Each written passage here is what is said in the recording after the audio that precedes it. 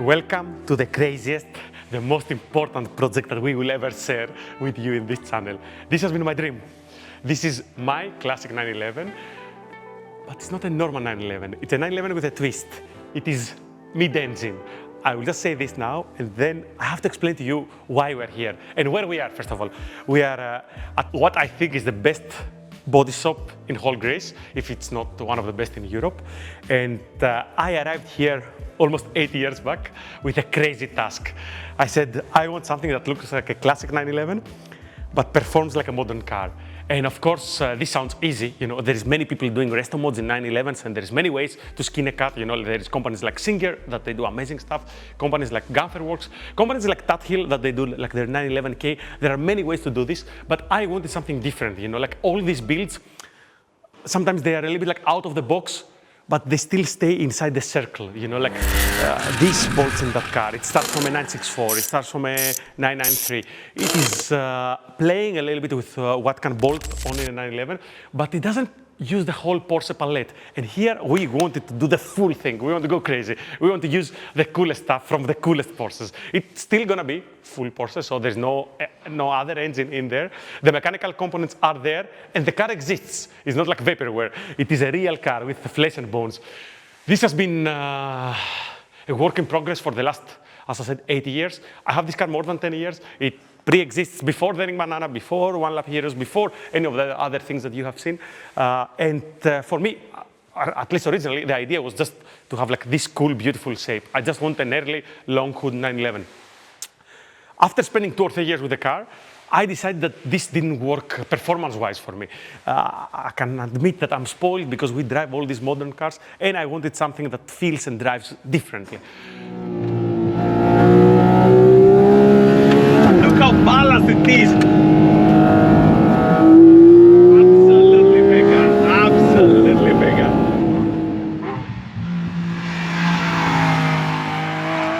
I knew that I wanted something that drives like a GT4 or a GT4 RS and had this small footprint, and it has some elements from a 997 GT3 that I absolutely love, but at the same time I wanted it to be small, under 1,000 kilograms, lightweight. I wanted all these things, and the only way to make this happen was to create my own car from scratch. I have to thank Mr. Labrinos, the whole family, father and sons, for working their asses off on this car for the last couple of years. The guys do all kinds of classic stuff, from restorations to modern and contemporary classics. They do everything. But this car was a little bit out of that scope of the project. It's almost like a body swap. We're combining 2 cars in one, and that, of course, is not a simple thing.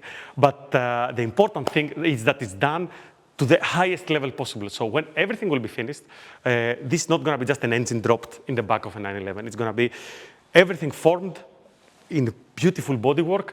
Everything is going to be metal. That can be metal. Of course, there are some fiberglass parts, but we try to keep everything as OEM as possible and just change the way that mid-engine Porsche would look and fit it inside the confines of the old car body. So that is basically the idea. There is much more to explain, but I think we're going to start from the day that I originally got the car. So we're going to start like 2014. That is when everything started. 2014 when I got the car. Behind this garage is the car of my dreams. And this is the biggest financial mistake I've ever done in my life. Let's see if that car is actually working. I hear the fuel pump.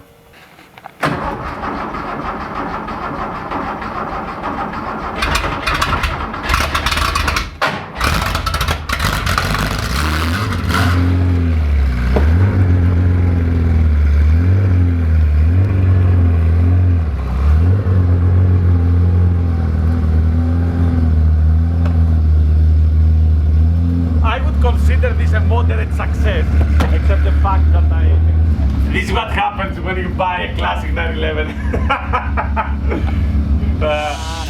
Ride on, move on till you can't move on, further than you can go on, right to the top of the world.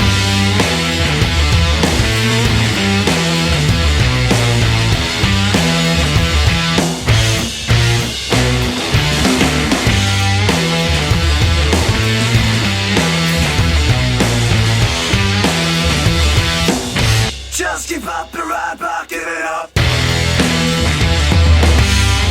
And there you have it. This is my own classic air-cooled 911. I cannot even believe saying these words together.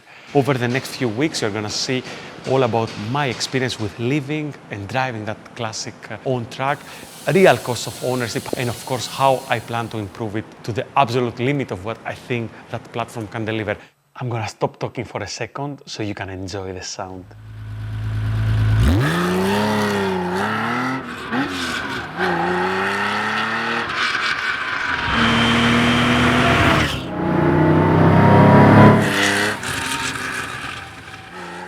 Come with me.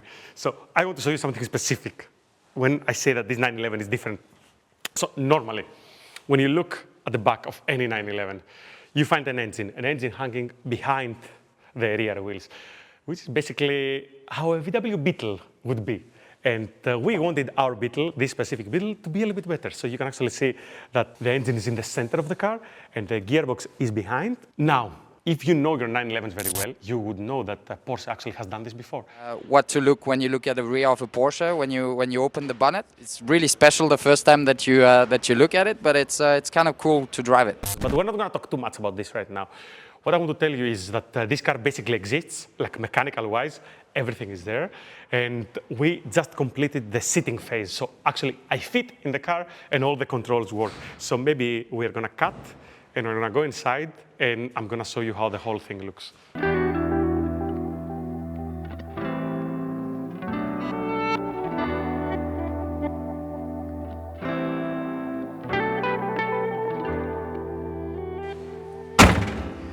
And I'm inside the car. Now, I might have the footage that we first test fitted, if this works, when the car had no chassis around it.